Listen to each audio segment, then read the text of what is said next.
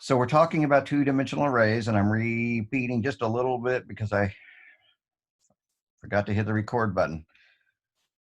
We know what a one-dimensional array is. It looks like that. And although we really haven't been using it before, you can use the backslash to continue things on separate lines. So this array and this array are actually the same thing, right? This has just got 4 pieces of data tucked inside a list, just like this one did. And there's nothing magical about the formatting, right? We could have put, 1 space there and 20 spaces there or whatever. It didn't matter. And the backslash just lets us cut things off in the middle of a long calculation, right? So if we do is a is equal to 1 plus 2 times 3, and if we get tired of typing on that line, we can use a backslash and add some more things, right? And so on. So we're just using that to let us continue and make a long line, split up into short lines. So what have we got going on here? We have an array where every element, instead of being a number, is another array. That's a two-dimensional array. Why is it called 2 dimensions? Because not only do we have x coordinates going vertically, horizontally, but we have y coordinates. So every location on here is addressable by 2 positions rather than 1. So when I print out the array, this is going to print out 1, 2, 4, 8, 16 because it's a simple 4VNL loop, right? A 4-value loop. But then when we print this one, what is it going to do? It's going to print every item in the array. Well, what is every item in the array? The first one is that. The second item is that. The third item is that. And the fourth item is that. So there we go, right? So the first time through, V is equal to that. Well, I don't really want to get these out as a list. I want to be able to find out that that specific position is a 1 and that specific position is a 2. Well, it works the same way as our other addressing schemes did, where this is element 0, right? Well, this is element 0. But this is row 0, column 0. Well, how do you get 2 values out? Print my array at row 0, column 0. That should give me a 1.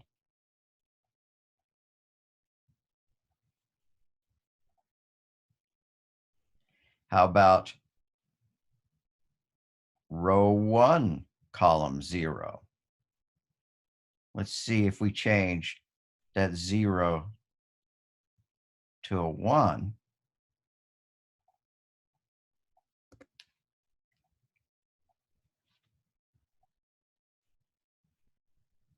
Right? And so if that's row 0, column 0, this is row 1, column 0, and we have a 2. And row 2, column 0 would be that. And row 3, column 0 would be that. Row 3, column 1, row 3, column 2, row 3, column 3. So let's print out row 3, column 3.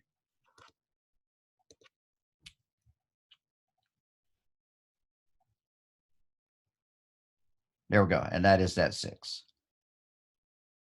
So what if we wanted to print out our two-dimensional array and not in this format, right? I mean, yeah, it's great that we can print it out with these squares and stuff around it. But just like we can print out an array, without square braces and commas and stuff like that, we might be able to want to print it out like that as well. And for that, here we used a single for loop, right?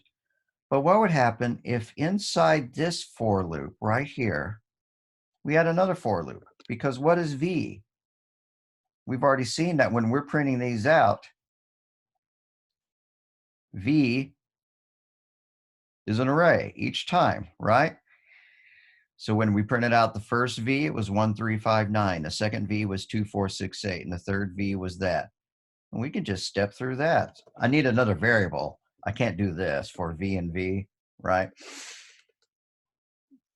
Need to come up with another variable, but I could say I'm just contemplating this. For every row in A, first we're going to print the row just for funsies, but then we're going to say for every value in the row, print that value. Now this is a nested loop. It's a loop contained in another loop. And it's still not going to look pretty, but we're getting in the right direction. Right, so I need to comment this one out because it's distracting me.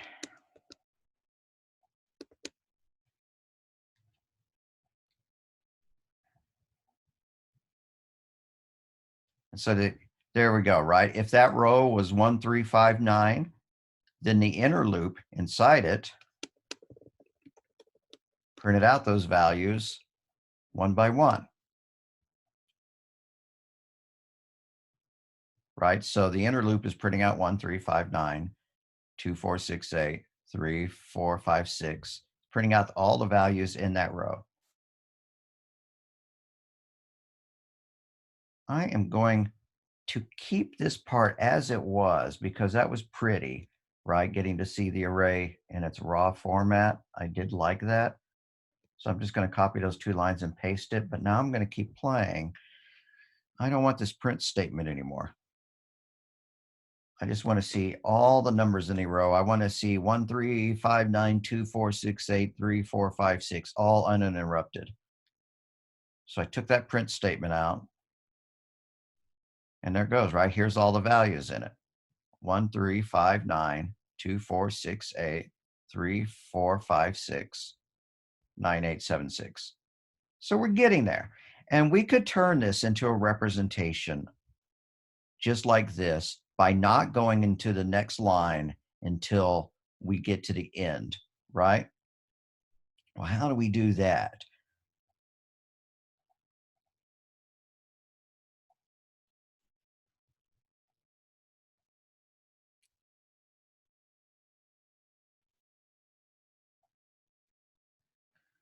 Because when I do this, print A goes to the next line.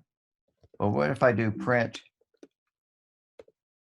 A, comma, and then end equals quote, question mark, end quote. It prints A and it ends it with a question mark. And what we didn't see is that it didn't go to the next line. I mean, it looked like it went to the next line, but that's just because we're in the shell. I'll show you what I mean. If I come down here and I do print red, comma, end equals, quote, question mark, end quote, and then I print parentheses, quote, blue, like that.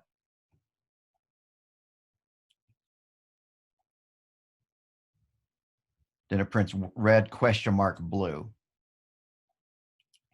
This end parameter here, an optional argument, tells the print statement, rather than go to the next line, I just want you to do that. I want you to print a question mark there. And we could use that to print several values in a row. Like if we wanted to print out all the numbers between 1 and 40 on the screen for I in range 40, print parentheses I, comma, end equals, quote, space, quote, end, like that. So that instead of going to each line after printing each number, it'll stay on the same line and just go forward a space. And that should print out all the numbers between 1 and 39, like that, right? And why do we want to do that? Because we want to be able to print each value and then print 4 values before we go to the next line. That's our goal. And we're just about there. We don't need that anymore, so I'm going to take that out. We don't need this to be so fancy. Don't need that word inner loop in it, so I'm going to take that out, and I'm going to say print v, comma, end equals, quote, space, quote.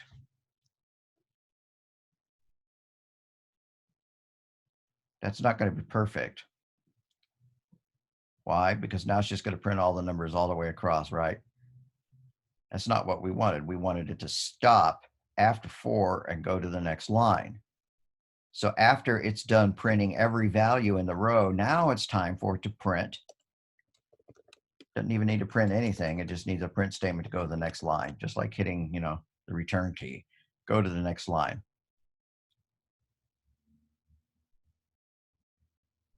Don't think we need this anymore.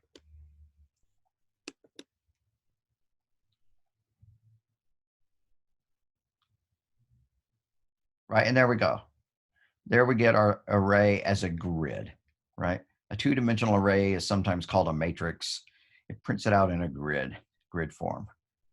Now that's one way of doing it, but that's not normally how we think of like a spreadsheet, right? If you think of a spreadsheet, you think, okay, row C column 3 and row D column, and we don't see anything like that. We just see these, these strange variables that are containing values. Well, to print them out by their X and their Y values, by their coordinates, we need to use range loops rather than value loops. What do I mean by that? Well, when we were going to print this original array, we did it that way, right? But we could also do it like this. This is hopefully going to look familiar. For I in range len-l, print L at that value, right? We've done that. I'm going to type an input statement here that I'm going to delete almost as soon as I'm done typing it. I just wanted to do only this and then stop and wait for us, right? So that's just there to put a pause in the program so that it'll run and only do that, right? And so we've done that. I guess our array really does have the values 1, 2, 3, and 4. I forgot that I had changed it so drastically. Should have been 1, 2, 4, 8, 16, right? 1, 2, 4, 8, 16.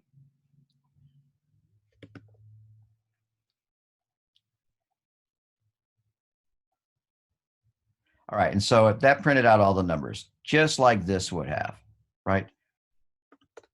These two things, these two lines of code do the same thing. It's just that this is printing the value of each element in the array, and this is getting us an index, a subscript, so that we print out every element of array by its subscript.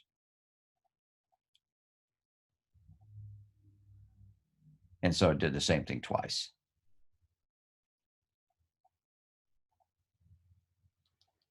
All right, so what are we going to do? We're going to do the same thing with our two-dimensional array.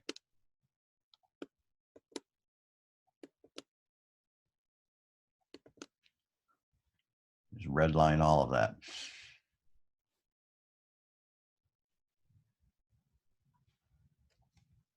So here, and for my index variables, I'm going to use R and C for row and column. Those are going to be my subscripts. So for R in range, the length of the array, and then for column in range, the length of that arrays at that specific row.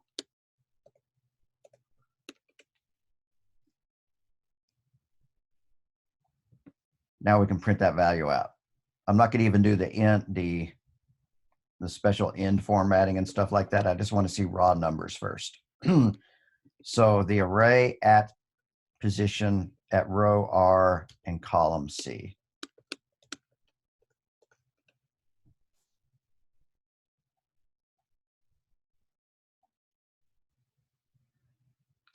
And there they printed them, right? 1359, 1359, 2468, 2468, and so on. So we're almost there to getting it to print in our little grid. We just need to put this comma end here, quote space quote, or I mean, like if you like dots between your numbers rather than spaces, you could do that.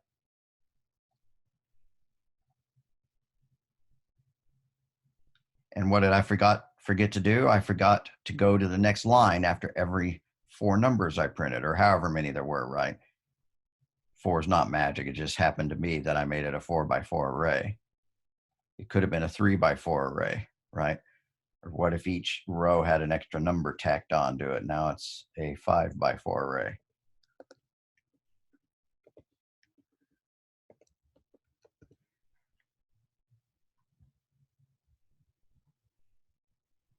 Anyways, after we've printed out every value in that row, that's when we need to hit the return key. So we're going to do another print lined up with that 4 there, just like we did here. Now, this syntax is visually noisier, isn't it? Just a lot more characters in it to look at. On the other hand, this is how we think of data, right? As having a specific X position and a specific Y position. If you're looking at a grid of numbers, right? We think of, you know, like this is how many this number would be in its 3rd row and its 3rd position, right? That kind of thing, except we're using zero-based indexing. So, you know, it would be row 0, row 1, row 2 would be this row. And if we want to get this value, nah, that's too many to count. If we want to get this 25, this is row 0, 1, 2, and column 0, 1, 2, 3, 4, right? So that's the only good thing. Well, I'm not saying it's the only good thing. That's what this is trying to prove, is that you can access each element by both its row and its column subscripts. Just so happens that there was another way to print it out as well. A nicer syntax, right? Let's see here. Okay, so that, in a way, means that an array in Python is something different than an array in a lot of other languages. And I've already mentioned that. It's because Python's using lists. And the reason that Python is supporting this is because we have the ability to make a list that's composed of different data types.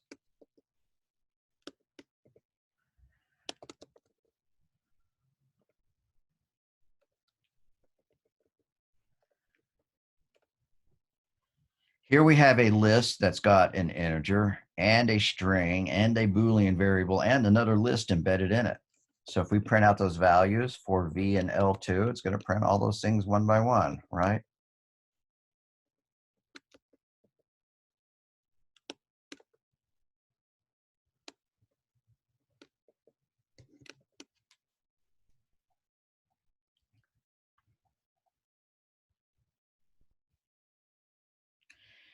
And so here we go, right? The first element in list 2 is the number 1.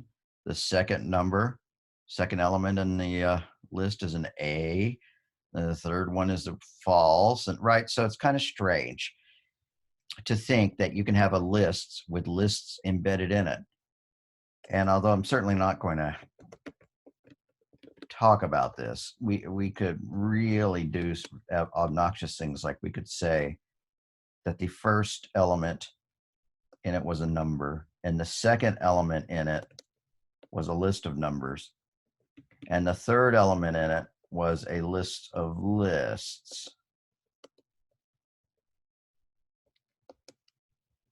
Now that's just stupid. I mean, it's not stupid. It's just the fact that we could create lists where each component of the list is some strange collection of sublists.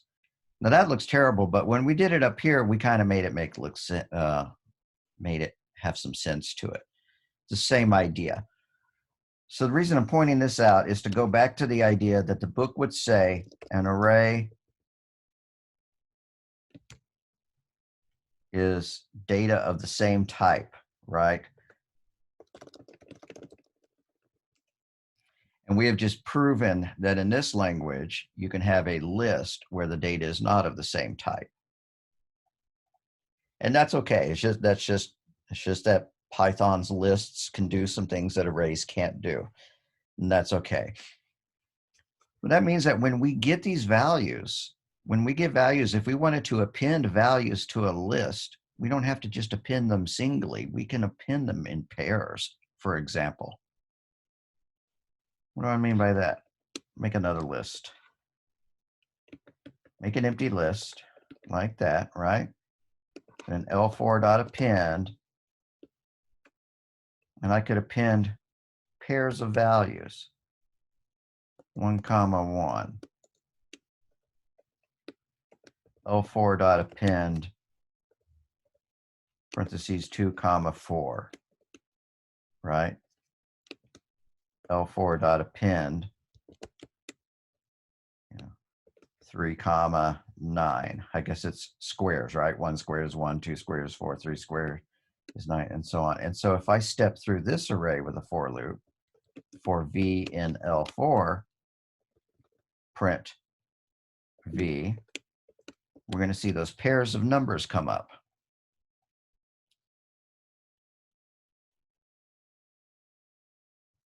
Or not.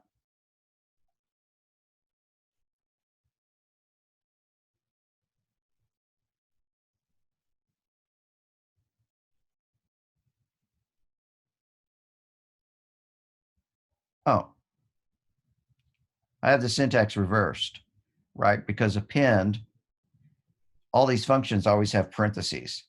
And so while that looked good, it wasn't. I have to remove the square braces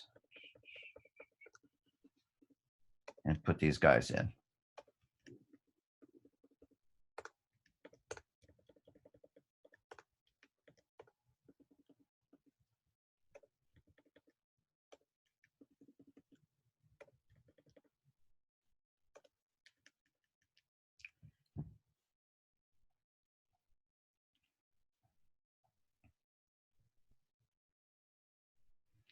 And there we go.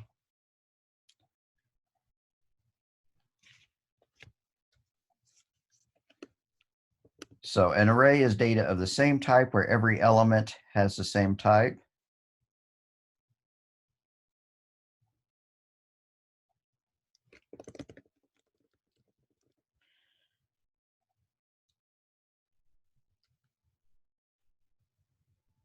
It's such a more elegant way of saying it. A week or two ago when we first broached the topic, an array is a series of values where each value has the same type, right? So an array, I don't really know that I need to restate that yet again. Python lists do not require that every value has the same type. And we're kind of using the terms value and element interchangeably there. I'm tempted to go, I've been calling them value because I've been accessing them like that. But the values in an array are typically called its elements. I think I'll leave it like that though. Okay, so one other kind of data structure that you will see if you keep programming in Python is something called a tuple. A tuple? What am I saying there? Tuple. A tuple is a list, is like an array where the values cannot be changed. If I did this, my name is equal to J O E, like that, right? And then I feel like changing one of those letters. Tell you what, I'm going to make this say JIM so that I can then be clever and change the I to an O and have it say, or Tim to Jim. Yeah, that's what we're going to do, right? So if I feel like changing that first letter to a T, this is legal, right? Now, when we print out N, it's not going to say JIM, it's going to say TIM.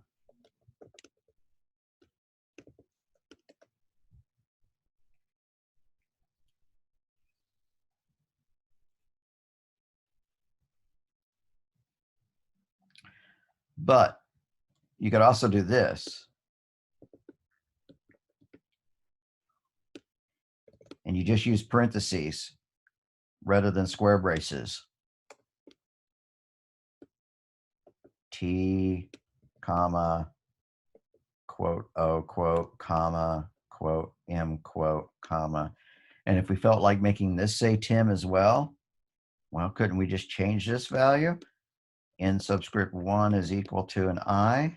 Is that going to work? And no, it's not, because a tuple is a series of values that can't be changed, whereas an array or a list is a series of values that can be changed.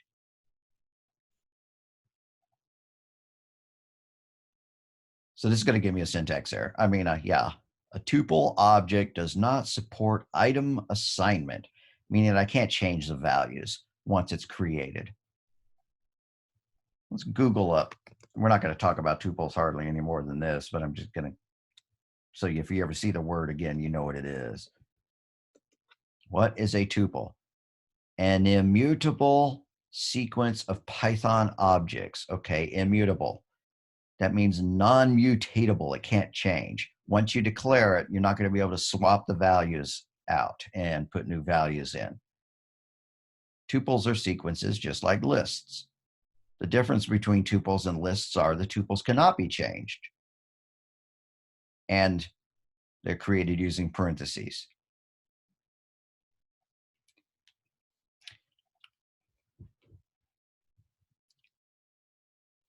There's one further data type called a set.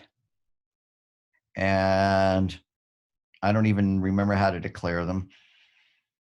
I'm not going to hardly talk about them.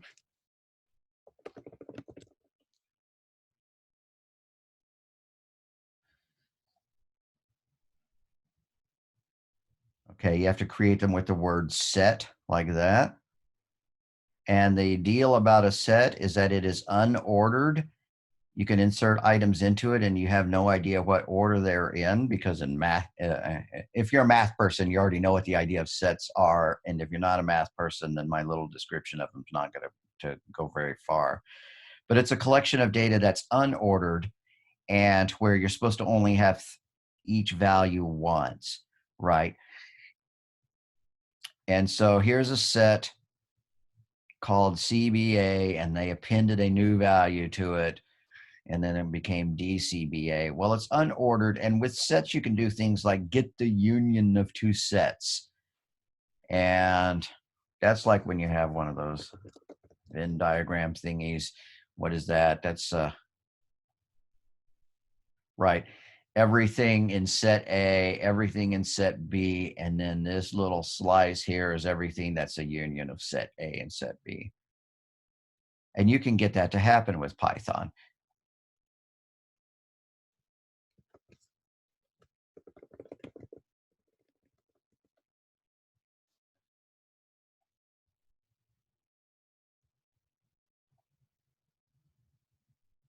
So you create two sets.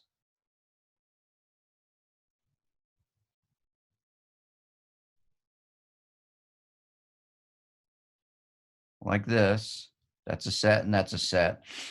And then you use dot union to extract the units, the values that occur in both sets. And I don't think you can use dot union on a list. I don't think that I could go here and say, or on these things, I want you to tell me everything that appears in both in and into. I don't think this is going to work. Let's find out. Well, I better get rid of that line because it's going to crash, right?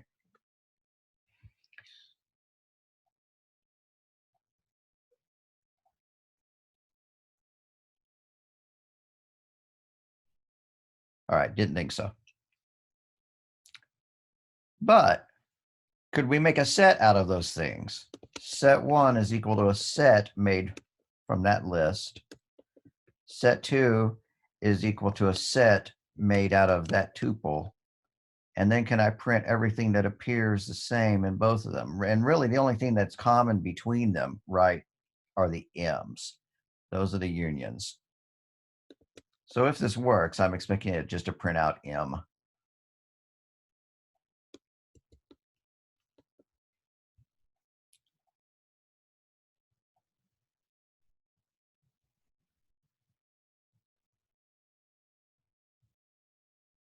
Oh, wait, that's the intersection.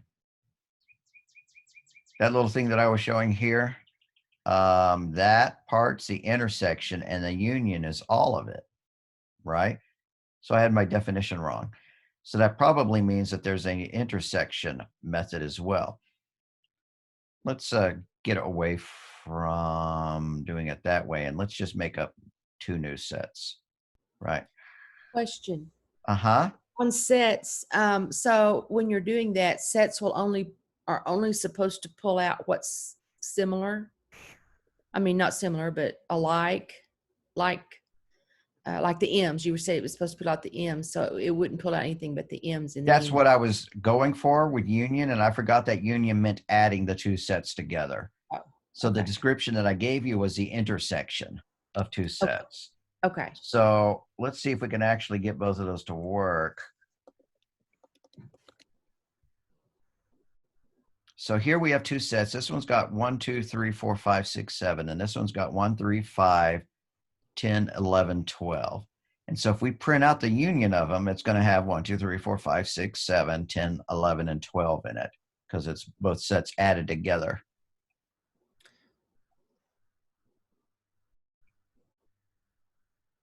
Or not. Should look at my example a little bit clearer. Okay, they want curly braces here to denote their sets. Oh, okay.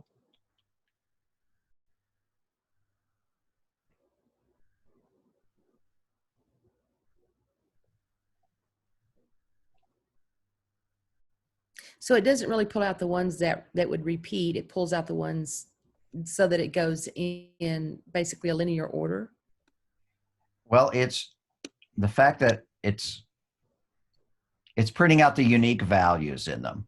Okay. Right. If here, let's oh, come on. Like if I have like that in a set, and then I print that set,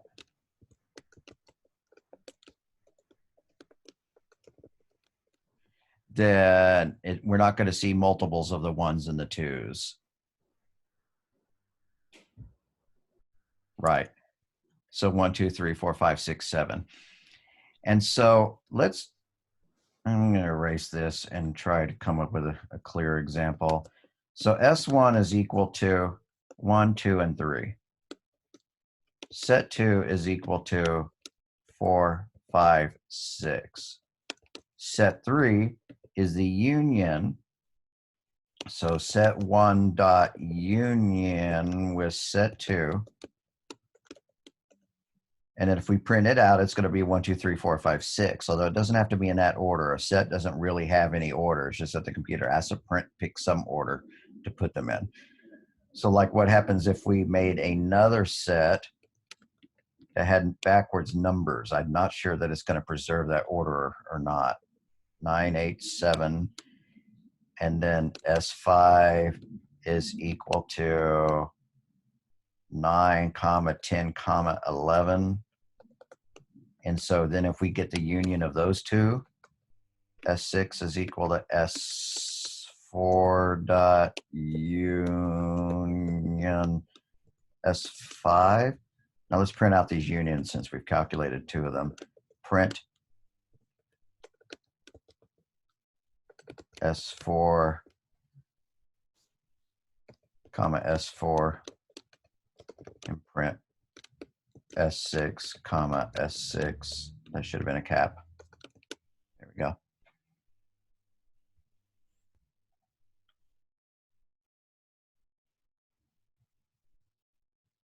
Yeah, I knew these uppercase, lowercase letters were going to get me.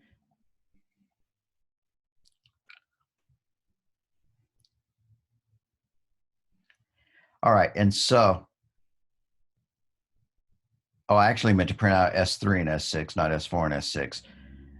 But if S6 is a union of S4 and S5, then set 6 is a 7, 8, and a 9, and a 10, 11, because it's got a 9 and an 8 and a 7 and a 9, 10, 11. So combined together into one set, it was 7, 8, 9, 10, and 11.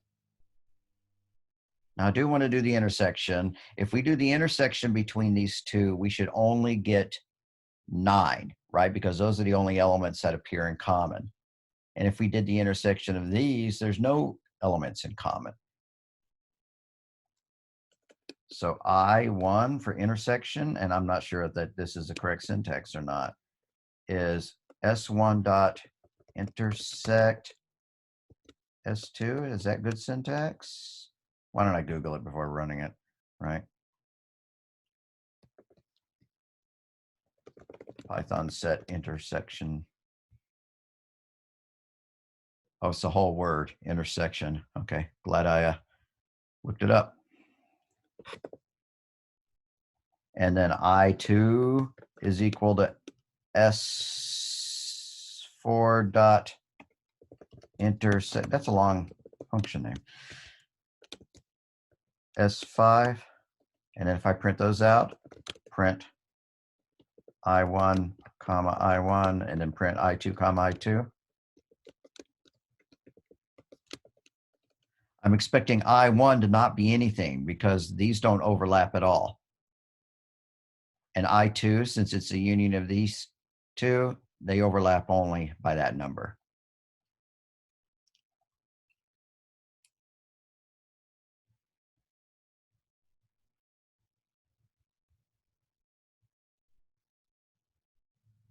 Funny.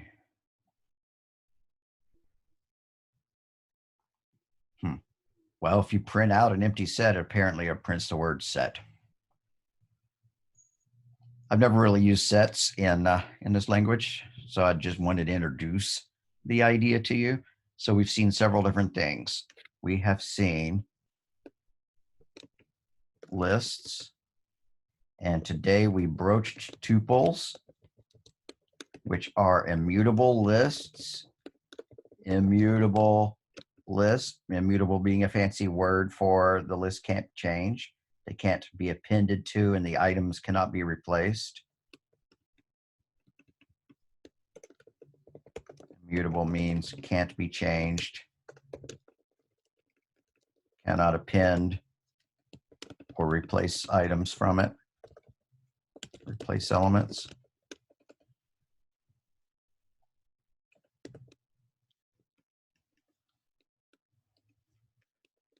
And then we've seen sets.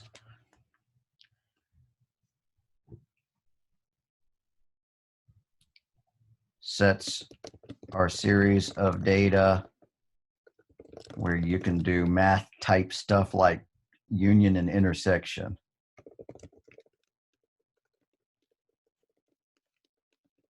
And it's not a math class, and so I'm not going to go on any further than that because we would get very quickly to the limit of my knowledge of it. So I don't want to take us off into the swamp. Okay, so we've seen lists, we've seen tuples, and we've seen sets, and there's one more, and it's a really weird kind. What if instead of doing this, right? So far we've been able to do this, like array 0 is equal to Fred, array 1 is equal to Joe, right? And then array 2 is equal to Sam. We've been able to do things like that, right? We haven't just created an empty array in a long time, so let's go ahead and do that.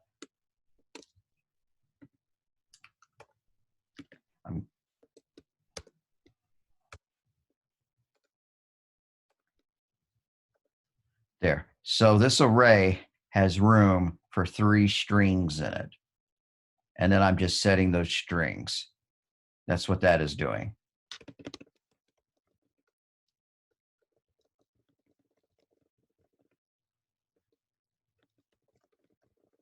And then we're setting the values of those strings one by one. And if we printed it out, it would print Fred, Joe, Sam. But wouldn't it be weird if we could do something like this? Sales for Monday, 30. And sales for Tuesday, 40. And sales for Wednesday. You know what? Not that. Right? Sales for Wednesday, sales dropped some. And so we only had 35. Right? What if the subscript was not a number, but a word? And you can do that with what are known as dictionaries. Why dictionary? Well, because you open up a dictionary and you look up one word and you get the definition of another word, right?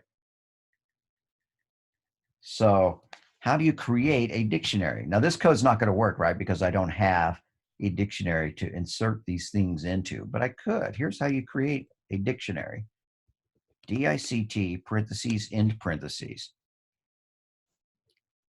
And then when we do this, I guess we went to the trouble of creating that array. We may as well print it out, right? But now if I print out the sales array, it's not an array, excuse me, sales dictionary. Let's take a look at it. It'll be the last thing. We're getting a lot of output here. Scroll, scroll, scroll. And then A is not defined. Great. Because I had an uppercase A there.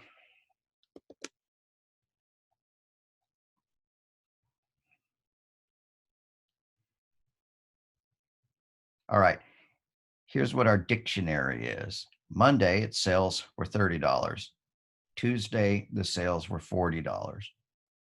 And Wednesday, the sales were $35. So about that word dictionary, right? Colors is equal to a dictionary. And we're going to make Spanish dictionary of colors. So colors, subscript, quote, red, end quote. Except where this is like that.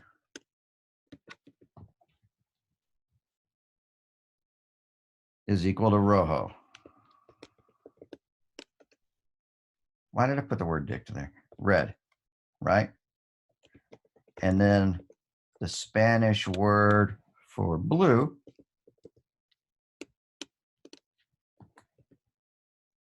might be azul.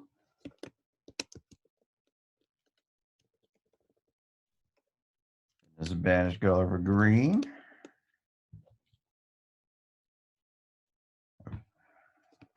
Been too long since I spoke Spanish, so I'm honestly cheating it up and looking it up on the iPad while I am typing. And then yellow, whatever, right? We don't have to do so many of them, but amarillo.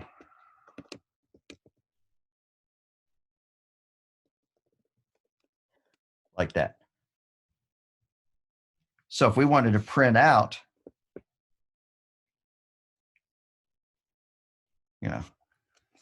print the lettuce is, end quote, comma, and then I want to find out its color subscript green, it's going to print the lettuce is verde,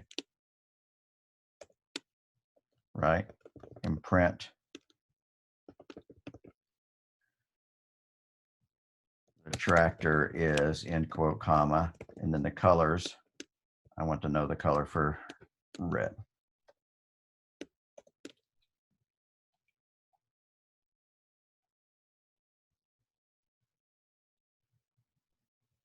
Right?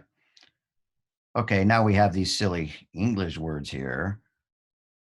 I guess this could not only be colors, we could put any kind of Spanish English words in here we wanted.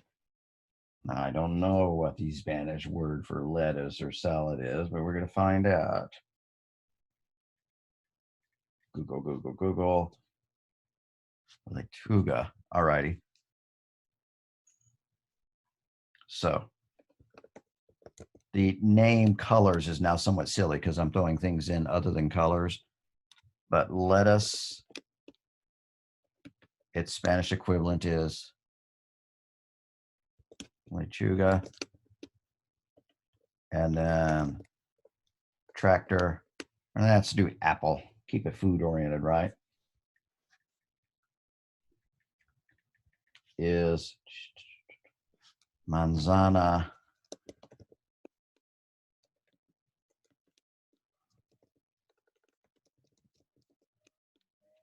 so if we wanted to print something about the green lettuce,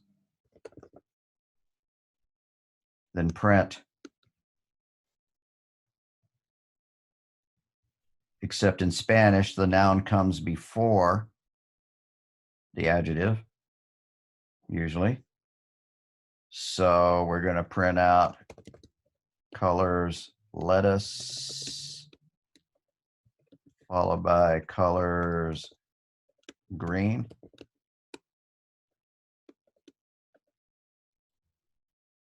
And we could print out colors of the apple, followed by, let's make it a red apple.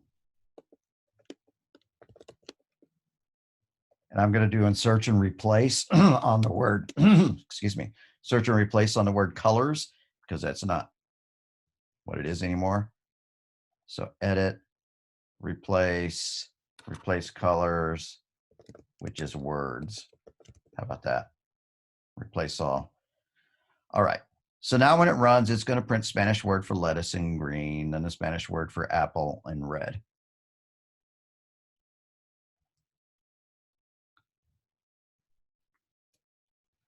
And there we go, right? There's our green lettuce and our red apple. So a dictionary is kind of just a way of doing substitution in a way, but it's a data set. It's a collection of data where instead of associating elements with positions, with subscripts, you're correlating elements with other elements. So in this case, the word apple is the key and manzana is the value. So a dictionary is a collection of key value pairs, not pairs, right? So that red is the key, the value is rojo. Blue is the lookup key, value is azul. Green is our lookup key, then the value is verde.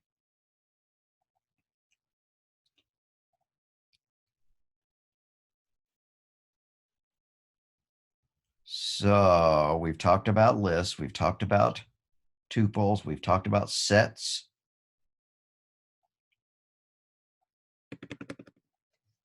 And we talk about dictionaries.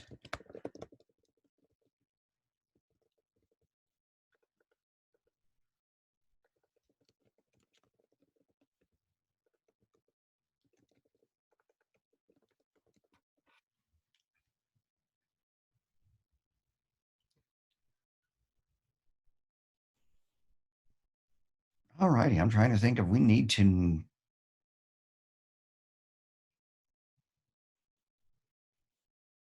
talk any more about those particular ideas at all.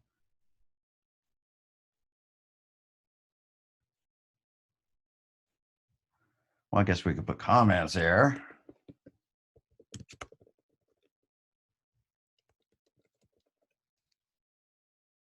Here's our array example. Of course, we've been having array example for the past 2 weeks.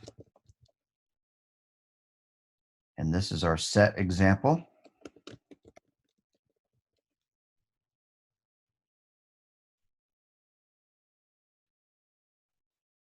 And we only had one tuple example right here.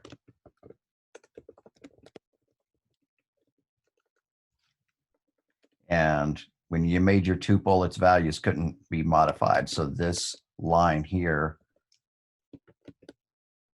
if we tried to change the T to something else like M,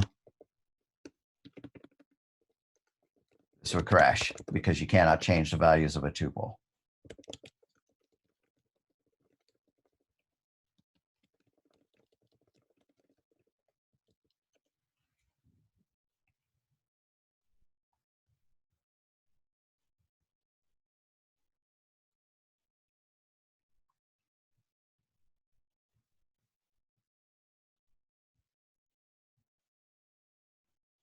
All righty. Out of all of these things that I talked about, it's great if you got everything. It's okay if you didn't. I do hope that you have the idea of a two-dimensional array, that it's a series of values that can be accessed by two pieces rather than one. So like if we don't really like that 1 and we wanted to change it to a 0, we could do so. We would say the array element at row 0 and column 0 is a 0, right? And then that would be a 0. And how about that one? If we wanted to change that one, that's row 1, column 1. A row 1, column 1 is equal to a 0. And an A at row 2, column 2 is a 0, right? And so we're kind of just wiping them out as we go down there. There's a 0, there's a 0, there's a 0, and there's a 0.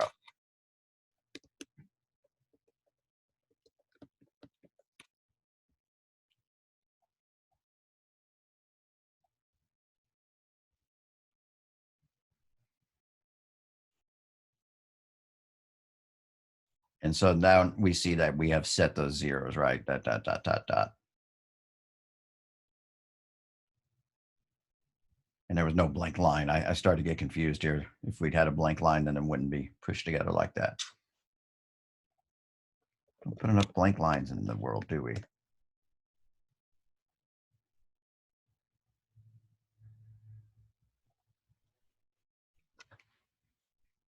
And I think we're done with today's lecture. I don't see any particular reason to assign homework over a two-dimensional array.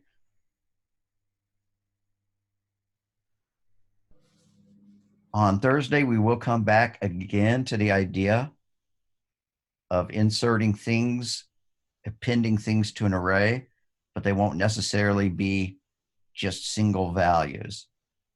And what do I mean by that? Well, what if you had some equation where you took x and you returned x squared, right? Y equals x times x. And so then you could calculate, you know, y is equal to what, that, and then z is equal to, that, and so on. And so you would be getting, if you passed in a 1, you'd get a 1. If you passed in a 2, you'd get a 4, and so on. Well, you could get those values and store them in an array. Well, I didn't make this return anything, so we wouldn't have been returning anything. So yeah, this will be the last example, and then we'll repeat this on Thursday and expand it. So our list is going to be an empty list, but then we're going to have a for loop for x in range starting at 1 and going up to 10. I'm going to say y is equal to the square of x, and then we're going to append that to array. Please append, or we could even use tuples if we wanted to not change them.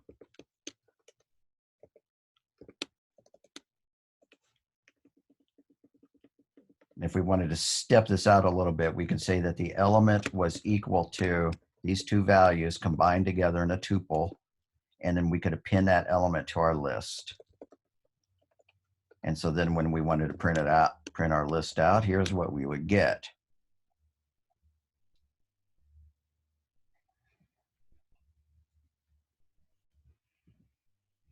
Right? So 1, 1, 2 squared is 4, 3 squared is 9, 4 squared is 16, 5 squared is 25, and so on. So you just have pairs of data, right? So you can make up, a person. P1 is equal to, and what are their values? He's got a first name of Joe and a last name of Roberts, and he attends Rose State, right? And then you could create a list of several students or whatever, right? So Sally Forth, and she's going to OU right now, right? and that kind of thing. So, and then when you wanted to get somebody's first name out, you would just access P1 subscript 0. When you wanted to get their last name out, you would access P1 subscript 1. And their college would be P1 subscript 2. Same here, P2 subscript 0, P2 subscript 1, and P2 subscript 2. All right, that's about enough of that. So do we have any questions? I'm not going to assign homework over this one.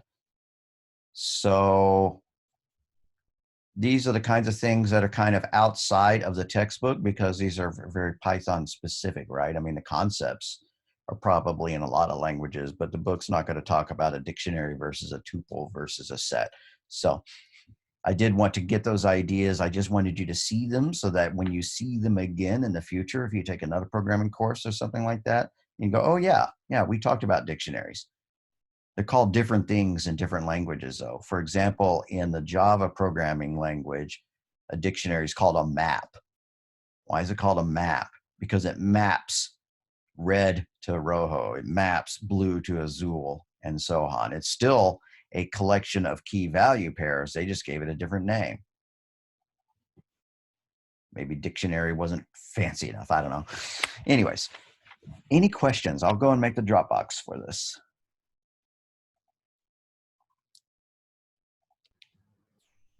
I'm going to tack it on to week 14 now, but it'll be in week 15 after this. All right, I'm going to stop the recording.